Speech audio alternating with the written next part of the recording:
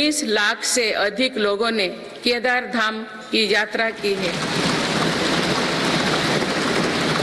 अयोध्या धाम में ही प्राण प्रतिष्ठा के बाद 5 दिनों में ही 13 लाख श्रद्धालु दर्शन कर चुके हैं।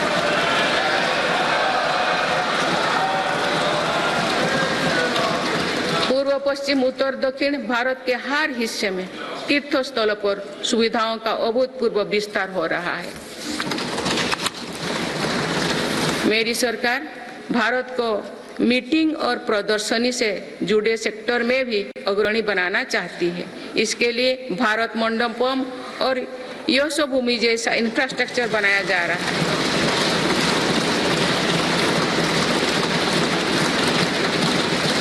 आने वाले समय में टूरिज्म रोजगार का एक बहुत बड़ा माध्यम बनेगा।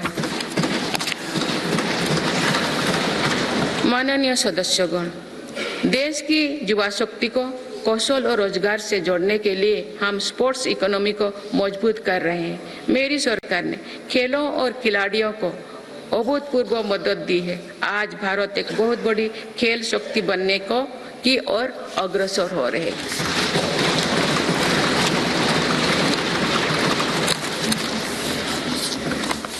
खिलाड़ियों के साथ ही आज हम स्पोर्ट्स से जुड़े दूसरे क्षेत्रों पर भी बल दे रहे हैं। आज नेशनल स्पोर्ट्स यूनिवर्सिटी बन चुकी है। देश में हमने दर्जनों सेंटर ऑफ एक्सीलेंस बनाए हैं।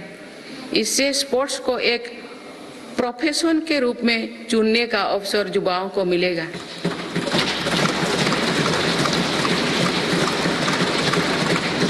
खेल उपकरण से जुड़ी इंडस्ट्री को भी हर प्रकार की मदद दी जा रही है। बीते 10 वर्षों में भारत ने अनेक खेलों से जुड़े इंटरनेशनल स्पोर्ट्स इवेंट्स का शानदार आयोजन किया। देश के युवाओं में कर्तव्य बोध और सेवा भाव का विस्तार करने के लिए मेरा युवा भारत संगठन बनाया गया है। अभी तक इस संगठन से लगभग 1 करोड़ युवा जुड़ चुके हैं। माननीय सदस्यगण, संक्रमण काल में एक मजबूत सरकार होने का क्या मतलब होता है, ये हमने देखा है। बीते 3 वर्षों से पूरी दुनिया में उथल-पुथल मची हुई है। दुनिया के अलग-अलग हिस्सों में दरार पड़ गए हैं। इस कठिन दौर में मेरी सरकार ने भारत को विश्व मित्रों के रूप में स्थापित किया है।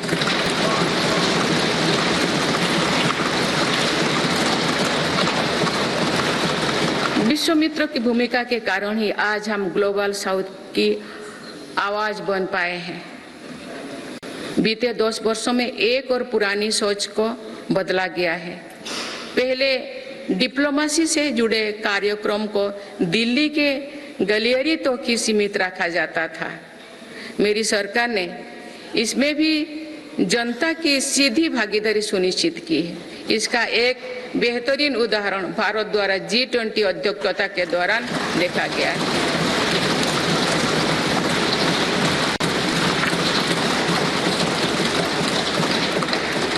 भारत ने G20 को जिस प्रकार जनता से जोड़ा, वैसा पहले कभी नहीं था।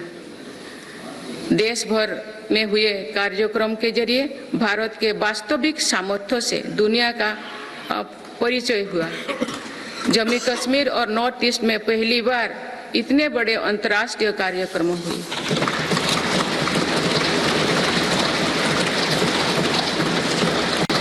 पूरी दुनिया ने भारत में हुए ऐतिहासिक G20 सम्मेलन की प्रशंसा की। ऐसे बंटे हुए माहौलों में भी एक मत से दिल्ली घोषणा पत्र जारी होना ऐतिहासिक है। वुमेन लेड डेवलपमेंट से लेकर पर्यावरण के मुद्दों पर भारत का विजन दिल्ली घोषणा पत्र की नींव बना। हमारे प्रयासों से G20 में अफ्रीकन यूनियन के स्थायी सदस्यता को भी सराहा गया है। इसी सम्मेलन के दौरान Bharat middle east Europe corridor के निर्माण की घोषणा हुई है। ये कॉरिडोर भारत के सामुद्रिक सामर्थ्य को और सशक्त करेगा। ग्लोबल बायोफ्यूल अलायंस का लॉन्च होना भी बहुत बड़ी घटना है। इस प्रकार के कदम वैश्विक समस्याओं के समाधान में भारत की भूमिका का विस्तार कर रहे हैं। माननीय सदस्यगण, मेरी सरकार ने वैश्विक विवादों और संघर्षों के इस दौरे में भी भारत के हितों को मजबूती से दुनिया के सामने रखा है। भारत की विदेश नीति का दायरा आज अतीत की विदेशों से कहीं आगे बढ़ चुका है। आज भारत अनेक वैश्विक संगठनों का सम्मानित सदस्य है।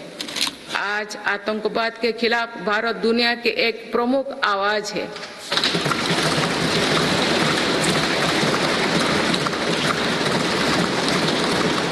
भारत आज संकट में फंसी मानवता की मदद के लिए मजबूती से पहल करता है।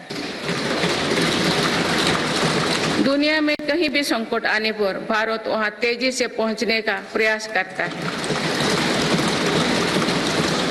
मेरी सरकार ने दुनिया भर के काम कर रहे भारतीयों में नया भरोसा जगाया है।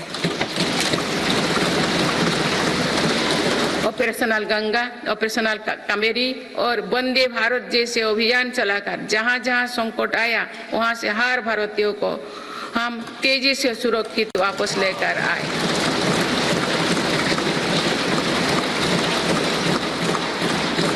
मेरी सरकार ने योग, प्राणायाम और आयुर्वेद की भारतीय परंपरा को पूरी दुनिया तक पहुंचाने के लिए निरंतर प्रयास किए।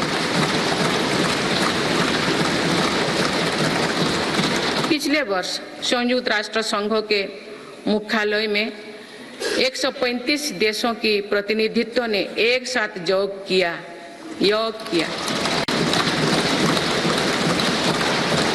ये अपने आप में एक नया रिकॉर्ड है। मेरी सरकार ने आयुष पद्धतियों के विकास के लिए एक नया मंत्रालय बनाया है। विश्व स्वास्थ्य संगठन का पहला global centre for traditional medicine भी भारत में बन रहा है। माननीय सदस्यगण, सभ्यताओं के कालखंड में ऐसे पड़ाव आते हैं जो सदियों का भविष्य तय करते हैं। भारत के इतिहास में भी ऐसे अनेक पड़ाव आए। इस वर्ष 22 जनवरी को भी देश ऐसे ही एक पड़ाव का साक्षी बना है।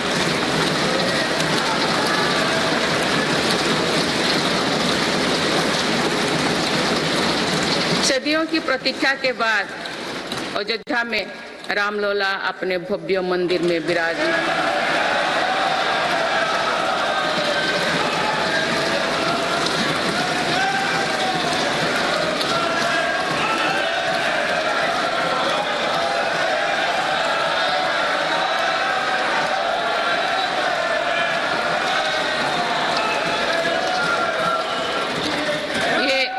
ये करोड़ों देशवासियों की इच्छा और आस्था का प्रश्न था, जिसका उत्तर देश ने पूरे सद्भाव के साथ खोजा है।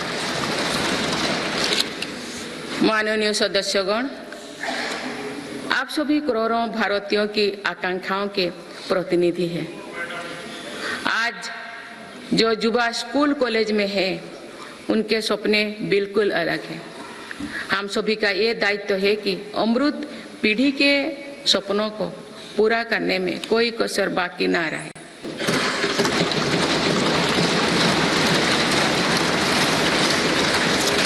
विकसित भारत हमारी अमृत पीढ़ी के सपनों को साकार करेगा। इसलिए हम सभी को एक साथ मिलकर संकल्पों की सिद्धि के लिए जुड़ना होगा।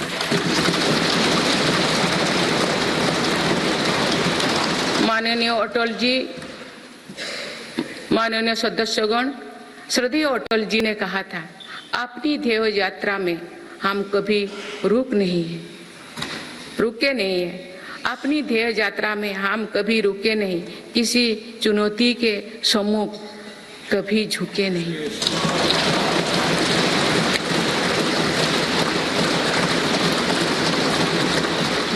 मेरी सरकार 140 करोड़ देशवासियों के सपनों को पूरा करने की गारंटी के साथ आगे बढ़ रही है।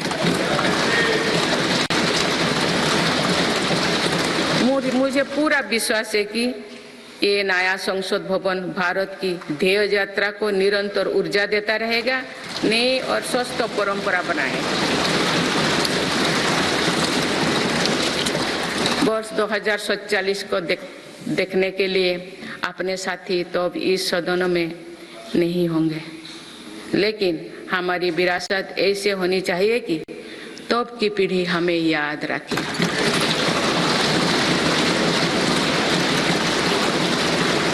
आप सभी को बहुत बहुत शुभकामनाएं। धन्यवाद। जय हिंद, जय भारत।